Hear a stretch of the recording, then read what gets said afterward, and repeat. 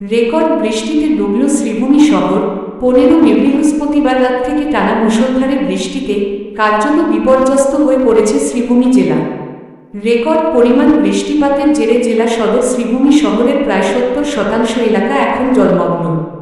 শহরের মধ্য দিয়ে যাওয়া জাতীয় সড়ক, বাজার, গলিগলি, আবাসিক এলাকা থেকে শুরু করে বহু সরকারি ও বেসরকারি প্রতিষ্ঠানের সামনেও হাঁটু থেকে কোমর সমান জল ছিল। পরিস্থিতি এতটাই ভয়াবহ হয়ে উঠেছে যে শহরবাসীর স্বাভাবিক জীবন কার্যত স্তব্ধ হয়ে পড়েছে। এই ভয়াবহ পরিস্থিতির মধ্যেই ঘটেছে মর্মান্তিক দুর্ঘটনা। বিদ্যুৎস্পৃষ্ট হয়ে এক ব্যক্তির মৃত্যুর ঘটনায় শোক ও আতঙ্ক ছড়িয়ে পড়েছে গোটা শহরে। জলাবদ্ধতার কারণে কোথায় বিদ্যুতের তার ছিঁড়ে পড়ে রয়েছে তা বোঝা কঠিন হয়ে পড়েছে। ফলে সাধারণ মানুষ চরম আতঙ্কের মধ্যে দিন কাটাচ্ছেন। বিশেষ করে জলমগ্ন এলাকায় বিদ্যুৎস্পৃষ্ট হওয়ার আশঙ্কা বাড়ায় অনেকেই ঘর থেকে বের হতে সাহস পাচ্ছেন না।